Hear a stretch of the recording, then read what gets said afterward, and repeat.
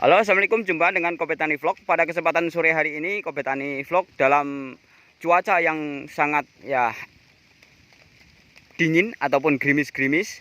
Di sini sengaja ingin membuat video tentang yaitu pelubangan plastik yang sekaligus pupuk apa yang saya tabur di lubang plastik ini, dan kenapa saya pada saat hujan-hujan seperti ini saya nekat untuk membuat lubang pupuk ataupun lubang dasar yang mana pada hakikinya ataupun sejujurnya sudah bolong dari pabrik itu plastik yang baru ini sudah bolong, sementara yang di sini masih baru. Ini lain plastik ini sobat tani, yang di situ tuh sudah bolong berapa roll ini kemarin yang sudah bolongan dari pabrik, tapi bolongannya tidak sesuai dengan apa yang saya kehendaki, termasuk bedengannya, ukurannya itu tidak sesuai.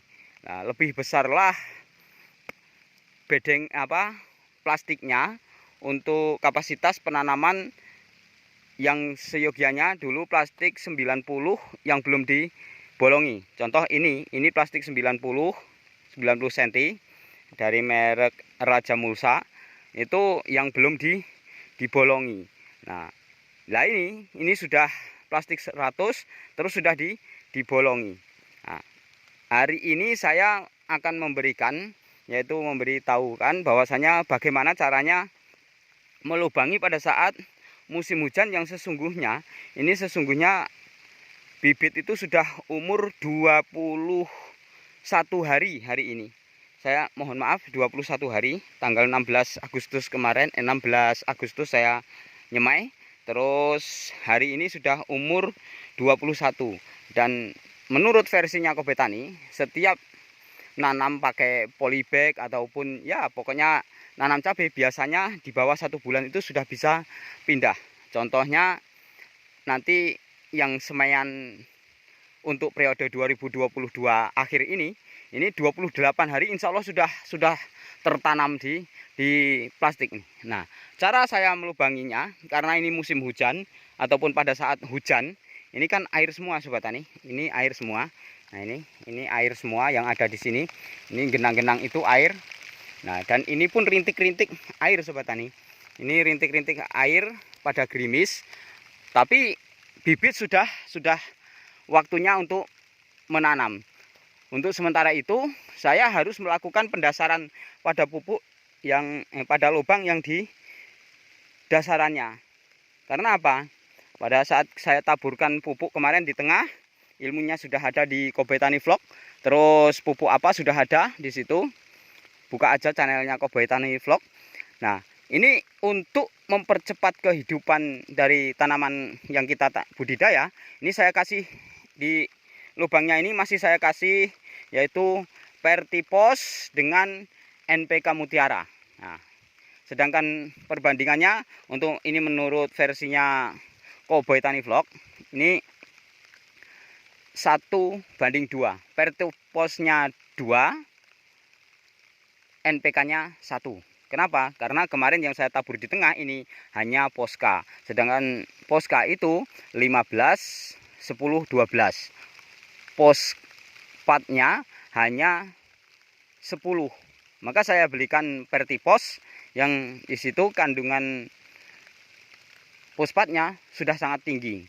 Jadi untuk mengimbangi 15 dari nitrogen di Posca subsidi, maka saya kasih yaitu untuk perakaran dan kekuatan batang tumbuh dari suatu budidaya ataupun tanaman yang kita tanam, itu saya tambahkan Pertipos. Nah, di situ juga unsur hara yang lainnya sudah banyak sekali yang dibutuhkan, istilahnya tuh ramuan-ramuan yang siap saji. Di situ sudah ada yang saling berkaitan, saling mendukung. Ibarat kita makan itu satu menu, piring itu ada kerupuknya, ada sambalnya, ada sayurnya, dan ada lauknya. Jadi seperti itu.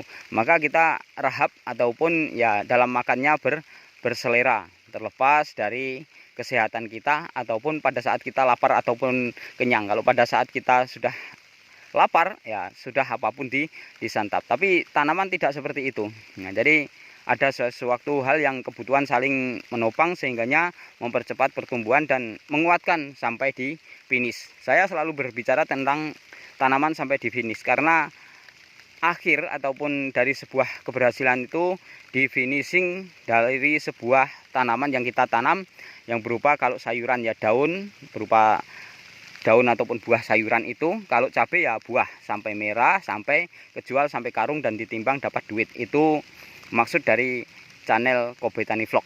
Yang di sini cara budidaya Cowboy Tani itu ada di channel Cowboy Tani Vlog. Nah, ini berbaginya ilmu. Yang saya pakai untuk dasaran saat ini adalah pupuk Pertipos dan NPK Mutiara. NPK Mutiara adalah pupuk yang sudah seimbang dan terkondang. Nah, tanpa dipromosikan pun kini sudah semuanya orang mencarinya NPK Mutiara. Tapi juga jangan sampai salah di dalam pemakaiannya ataupun dosisnya di dalam pemakaiannya. Nah, ini caranya. Yang ini Sobat Tani, ini belum saya bolongi. Nah, caranya bolongi karena ini musim hujan Sobat Tani. Terus tidak bisa yang biasanya saya memakai api ditaruh di sini. Ini saya bikin yang modifikasi seperti ini Sobat Tani. Ini bekas termos yang muatan sekitar 3 gelas ataupun 4 gelas itu. Nah, termos kecil. Nah, ini saya bikin seperti ini, ditajamkan di ujungnya. Kalau yang bagus itu dikikir. Nah, seperti ini Sobat Tani. Ini terus saya kasih tangkai seperti ini, dipecah di dalamnya sehingganya saya cucukkan seperti ini Sobat Tani. Nah, saya cucukkan seperti ini. Ini yang sudah ada bolongan di sini saya tidak akur terlalu minggir, saya cucukkan di sini. Cet, langsung saya putar. Nah, ini sudah bolong Sobat Tani, sudah bolong seperti ini. Nah, jadi seperti itu tutorialnya, ataupun seperti ini saya contohkan lagi yang lebih tepat. Nah, seperti ini kosong, saya cucuk seperti ini, putar aja dikit. Nah, ini karena ini tadi tajam, diputar, tarik sudah seperti itu. Jadi dia ikut di sini Sobat Tani, di dalamnya. Ini cara Cowboy Tani, alhamdulillah. Ini cara kasar, tapi mudah-mudahan nanti duitnya bisa halus-halus. Nah, nanti ini saya bikin di sekitar sini. Kenapa saya jarakkan sekitar 10 ataupun 15 cm dari ini Sobat Tani? Ini karena apa? Nanti itu akan persiapan untuk penyuntikan yang di sini Sobat Tani. Untuk yang di sini ini bisa untuk penyuntikan. Jadi apabila nanti plastik bekas jandanya ataupun plastik bekasnya tanah lahan jandanya mau ditanami apalagi bisa untuk tanaman tomat ataupun sayuran yang lainnya. Ini menurut versi Cowboy Tani mudah-mudahan diterima di kalangan petani Indonesia khususnya ya. Kalau kita bisa bertani dengan maju ya, dengan istilahnya teori-teori yang masuk akal. Nah, ini insya Allah kita tidak istilahnya ketergantungan. Biasanya kawan-kawan bolongi seperti ini kalau tidak musim panas ataupun dalam keadaan kering sudah bingung. Padahal saya bibit sudah tinggi. Lah kalau nanti saya harus menunggu musim panas, saya tidak bisa mendasari Sobat Tani. Tidak bisa memberikan pupuk. Nah, ini sudah dari sini, ini ada tajir 2 ini Sobat Tani sampai ke sana. Ini sudah sekitar jam 5 sore. Ini sudah saya kasih pupuk ini Sobat Tani, pupuknya. Nah, ini ada di sini Sobat Tani. Itu Pertipos dan NPK Mutiara ini. Nah, ini jadi satu. Kenapa harus hari ini dalam artian kata dikelangkan beberapa hari? Khususnya untuk di musim tidak hujan Sobat Tani. Kalau tidak hujan itu harus di atas dari 5 hari. Jadi minimal 5 hari itu harus sudah ditabur baru ditanamkan. Kalau kita tanam hari itu terus kita tanam pupuk, maksudnya ditanamkan pupuk hari itu, tanamkan bibit hari itu, maka bibit kita akan bonyot semuanya di akar-akarnya. Tidak sedikit banyak ataupun kawan-kawan yang mengeluhkan tentang ini, bahwasanya karena pupuknya itu belum jadi ataupun masih pupuk dadaan di situ untuk mupuk langsung ditanami. Bibit berapapun akan habis Sobat Tani. Ini versi Cowboy Tani Vlog berbagi.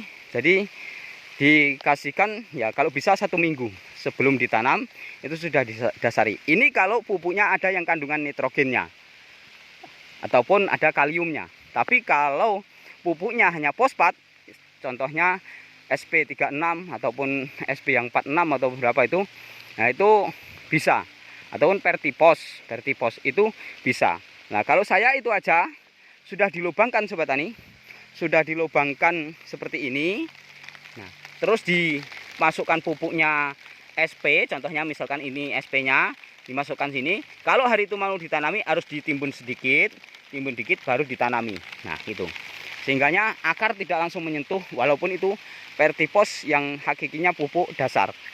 Tapi untuk menghindari karena otomatis toksin ataupun bahan kimia dari pupuk itu pun gas-gasnya mungkin ada, walaupun hanya sifatnya kecil banget kalau untuk apa SP36 ataupun pupuk-pupuk dasar yang lainnya. Tapi kalau ada nitrogennya jangan sekali-kali Sobat Tani. Nanti walaupun sebanyak apapun bibit kita akan kehabisan bibit apabila ditanam pupuknya